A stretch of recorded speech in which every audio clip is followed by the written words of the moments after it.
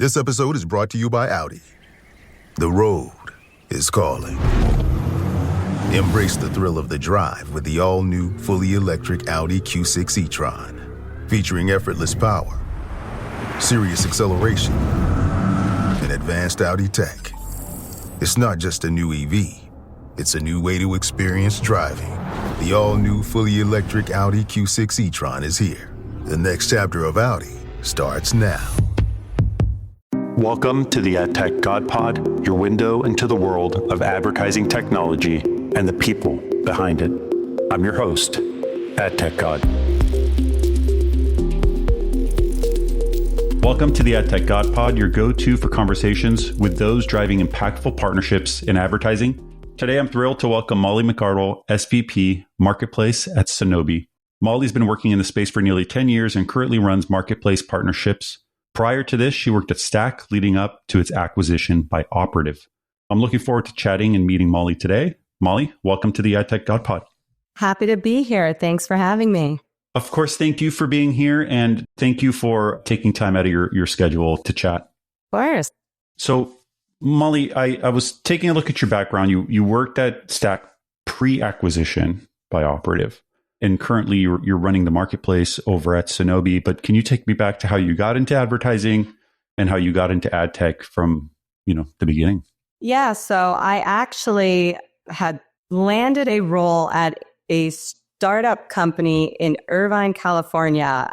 I had just turned 22 and graduated college. And one of my college acquaintances had started at this video ad tech company. I had went and met with the CEO at this 12-person startup at the time. We're going back to 2011, and stepped into the office and had zero background as it pertained to anything computer science related. And certainly at the time, programmatic was not something you learned in a college course.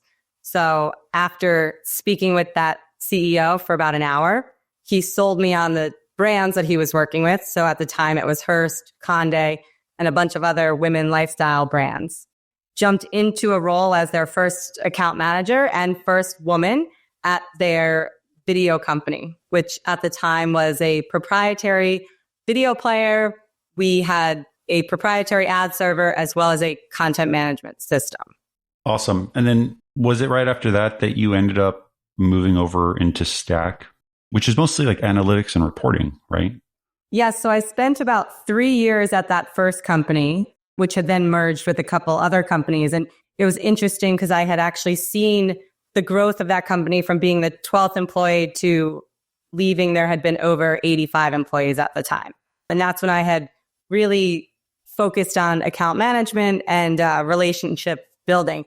When I had jumped into my role at Stack, it was data focused. And I always joke around because when I was in college, I had told one of my professors in one of my data courses, I don't need this course because I will never, ever use Excel and I will certainly never touch data. Little did I know that my entire career would be focused around data. And he and I both laugh about it now. That's awesome. I feel like there were courses where I was in college. I'm like, I'm never going to use this again. And then I realized, I was totally wrong. I probably should have focused more. My thoughts exactly. When you worked at Stack, and maybe I'll jump into Stack because I've used their solution in the past, and then it was acquired by Operative. How was that transition? Because sometimes, when you're smaller and you're nimble and you're kind of in this growth trajectory that you're in, because you were there for quite some time, and you get acquired, how did that change things in terms of your role and your responsibilities, how things operated? How was that as an overall experience for you? Yeah, it's very interesting because one of the things I will say, I get asked very often, what are the benefits of working at a startup or a smaller company versus being at a larger, more well-known company? And other than Operative, I haven't had the experience of working at a larger company. And I will say I certainly take full advantage of the opportunity of working at a startup. I thrive in that environment, and I encourage anyone that has the opportunity to jump in and take the leap into a startup if they can. I say that because, going into a small company and being able to grow with that company, it is such a different dynamic from a company culture, the family culture, as well as the ability to wear many different hats and actually be a key player and make a difference. There's no better feeling. I'm working at a startup and it's fun. It's really hard work because nothing, how do I say this? If you don't do it, nobody else really will, I think is something that I've realized, where if I forget to do something, it just doesn't get done because everybody has their role and we're not big teams with massive, processes and operations. So it's very hard to disconnect for me. And it's also very hard for me to generally not do something. Even if I don't want to do it, I have to do it because if I don't do it, nobody else is going to do it. And so that's the hardest change for me. But I think the second part is just the total amount of satisfaction I get. Every penny that we make, I'm happy about. Every penny I make, we see it in our account. It's a huge sense of accomplishment that maybe I didn't have before. And it's fun watching it grow. I feel the same sentiments. And yes, we certainly at Stack had celebrated all of the wins. And, you also feel all of the lows. So it's one of the best experiences that I've had and definitely led me to where I am in my career today. And that goes for not only the executive team, you build a different relationship with them than you would at a larger company, as well as your colleagues. And together you make that or you break it. Totally. When you think about the biggest highlights or milestones for you in your career, what do you think was the most satisfying thing that you've done that when you look back, you're like, wow, that was a transformative stage I went through or event that I went through that I feel like I'm super thankful for? As I said, I had started in the ad tech industry straight out of college at 22. And at the time, I knew nothing. I had really focused on account management and building, client relationships. As I had various mentors and also leaders throughout the first 5 to 8 years of my career, I had a lot of influence that had pushed me to go into sales. It was something I was always very intimidated by, but people had faith in me and confidence in how well I would do in that role. So I would say the biggest shift was taking that leap, was knowing that I did have the knowledge and the experience, being able to jump into sales and make that transition and having the support of my team, my coworkers behind me was probably one of the most pivotal parts of my life. And that transition occurred during the first couple of years while I was at Stack. We hear a lot in the news. You're obviously super dialed in because we were talking about the just general industry stuff prior to recording. What do you think are some things that we're seeing in the industry today? And what are some of those things that maybe Sonobi is addressing with your products or solutions? But generally, what are some trends that you're hearing in the market that you think are impactful? Yeah, so I'm in an interesting position or interesting role at Sonobi. So I do work on the BD side or, publisher development side, as well as oversee all of our DSP and demand partnerships. And, being kind of overseeing the buy side and the sell side allows for me to have knowledge across the board. One of the biggest things that sticks out to me is demand transparency and quality into the supply chain. What I mean by that is really advertisers and buyers demanding transparency into, what it is that they're buying. They need to absolutely hold all of their partners accountable and make sure that everyone operates efficiently as well as ethically. Now, what do I mean by that? Well, in recent days, Analytics had released a full report on certain ad tech vendors that were facilitating or hosting ads on child sexual abuse material. From that, I will say Sonobi had immediately dove into it to make sure that all of our partners adhere to all of our guidelines. And the immediate action that we take is a very proactive approach. So in this sense, we didn't have any concerns because we do ensure ad quality and brand safety for all of our clients. We have robust fraud prevention strategies in place. We partner with over a handful, fraud, IVT, as well as brand safety partners. furthermore, we also have direct publisher relationships where we do prioritize that just to maintain high standards, as well as our proprietary tech that verifies that all supply meets, the IAB standards. So I follow analytics closely, and I've seen some of their past reports, and all of them are good, right? Like, I think it's a great thing. They're kind of digging into the good and the bad of the industry. This one in particular really bugged me because I felt like hearing what Christoph had to say, who was on the Marketecture pod, reading the report, taking a look at the ads and the advertisers and where they were spending their dollars was a little bit shocking. Like, we've been doing this for years. We have all these safety measures in place. We understand and can see domain level reporting. There's multiple fraud detection solutions and inventory quality solutions. There's human power. There's allow lists, disallow lists, and yet we're serving ads on these types of sites. And for me, I'm like, this is insane. Like, this is probably one of the most irresponsible ways of spending client dollars on a site that is basically illegal. And to me, I was like shocked. I saw it. I was like upset by it. I reached out to Christoph. I messaged Christoph and I was like, dude, this report's great, but this is crazy that this is even happening. Like, this shouldn't even be happening. So I'm with you. I think inventory quality is something that we should all be really passionate about and should be working to just make better decisions and vet our publisher partners and our supply partners much better than we are today. Yeah. And just to branch off that, I think education and awareness, and this really goes for brands and agencies.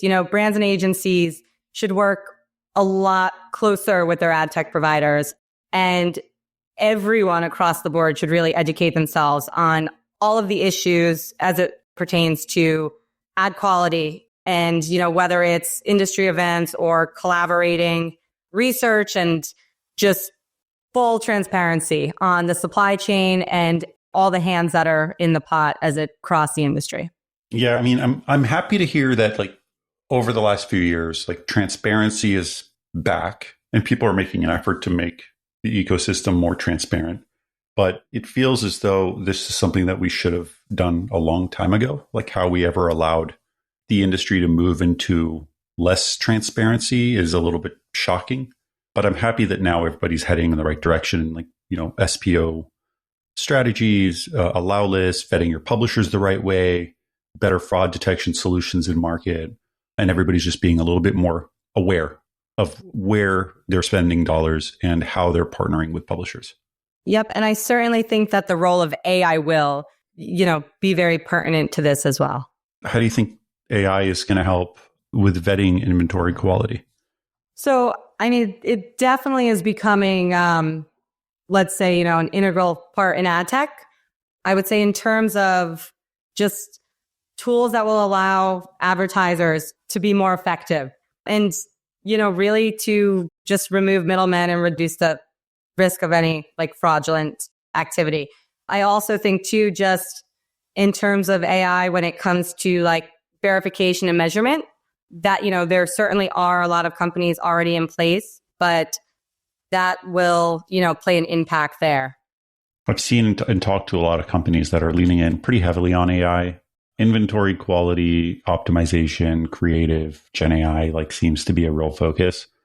And hopefully, like, some of the things that humans can't solve, AI can solve for it. And I'm hoping that this becomes a priority of how they build out their AI solutions to just improve the overall inventory quality and market. So, Molly, kind of moving into the next segment, you work in startups, they can often be intense. The growth can be volatile, right? You can have great months, great quarters, great years, not great years. And I'm experiencing this, working in a startup myself where, the highs and lows can be very high and they can be very low as you build something out from scratch.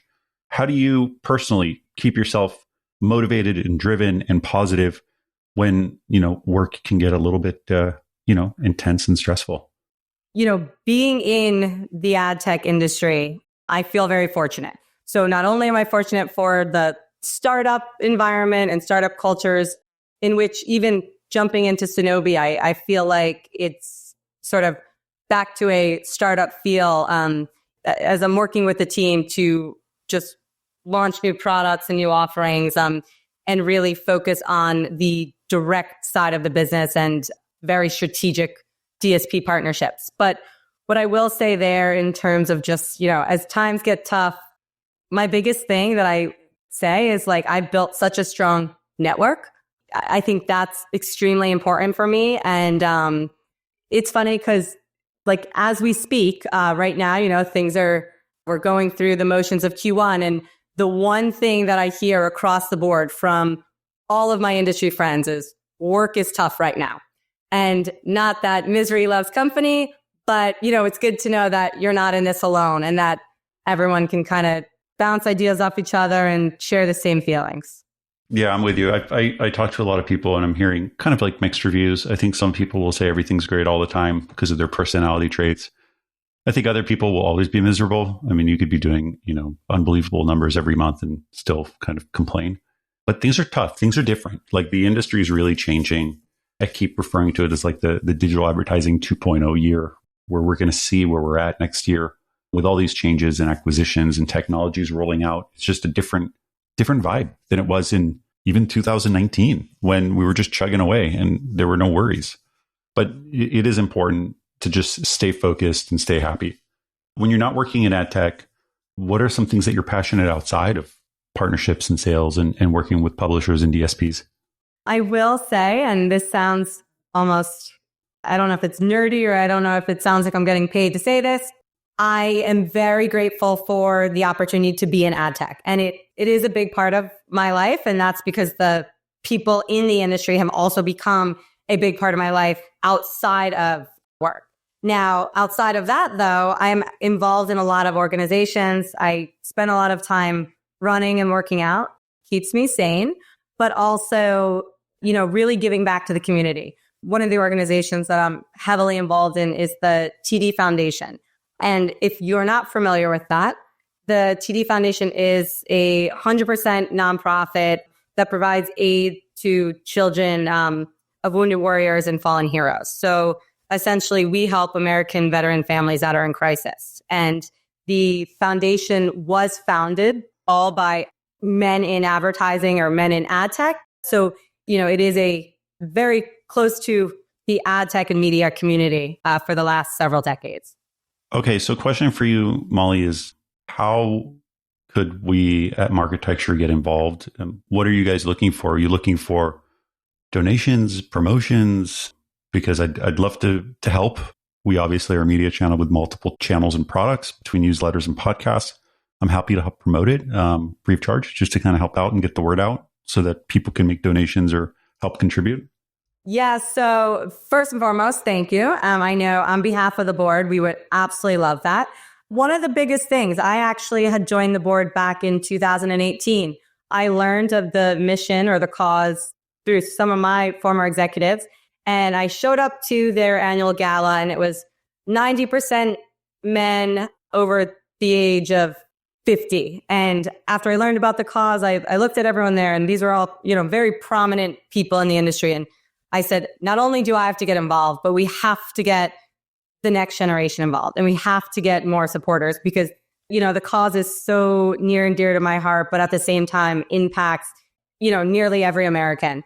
Not only is it obviously the impact of donations, but just awareness and just getting, just bringing light to the cause and how every dollar in literally goes directly to a family in need. So Molly, maybe because this is Women's History Month, so how is it for you as a female seeing the board that was predominantly male, or even just working in an industry that often feels or is predominantly male? How is that for you as a female in this space? Do you feel that you've been able to build a community of other strong females in the space? Do you lean on each other? Well, and forgive me if this is inappropriate, but you grow a pair of balls very quickly. And needless to say, all of the women that I have joined forces with probably would agree to that. They always say like jealousy and all these very negative terms as it pertains to females. And I have never experienced that as it comes to not only women colleagues, but also very close friendships that have all been formed due to partners and, clients, et cetera. It's honestly beyond a strong network. These women have become like family from a professional standpoint, but also personal. I don't know what that's like, but I've had conversations with a lot of women in the space. And one of the things that I talk to them either during the pod or before the pod is that topic in particular. And the reviews are different, right? I think some people have careers where they don't feel like they're impacted negatively in any way, and they feel like they've been able to grow and succeed being a female. And I think there are others that feel like there's salary and wage gaps. They feel like their growth has been stunted. And not all of the conversations are being released either. So some of them are done before, just like I chatted with you for 15 minutes. I do that with everybody else too. And so I'm glad to hear that you feel like you've pushed through it. You're successful, you're growing, and you're at a successful company. So I'm happy to hear that. I will say a couple things just as it pertains to whether, women who have been in the industry for a while, or if you're just stepping into the industry. Confidence and assertiveness, two very important things. It's crucial. Speak up in meetings, share ideas. Don't ever be afraid to take on new challenges. Your biggest failure is going to be not trying and not speaking up versus actually trying and falling short of it. Awesome. Molly, that actually brings us to the end of the podcast. I want to thank you for taking time out of your day for being here. Thank you. It was a pleasure joining. Same here. Thank you. Speak soon. Thanks for tuning in to another episode of the AdTech God Pod, a podcast for the people, about the people. Stay connected with me for more insights, trends, and interviews in the realm of AdTech. Don't miss out on the latest updates, so follow me on X, Instagram, and connect with me on LinkedIn. Don't forget, ATG Slack community has insights, networking opportunities, and jobs. Keep the conversation going and stay at the forefront of AdTech innovation.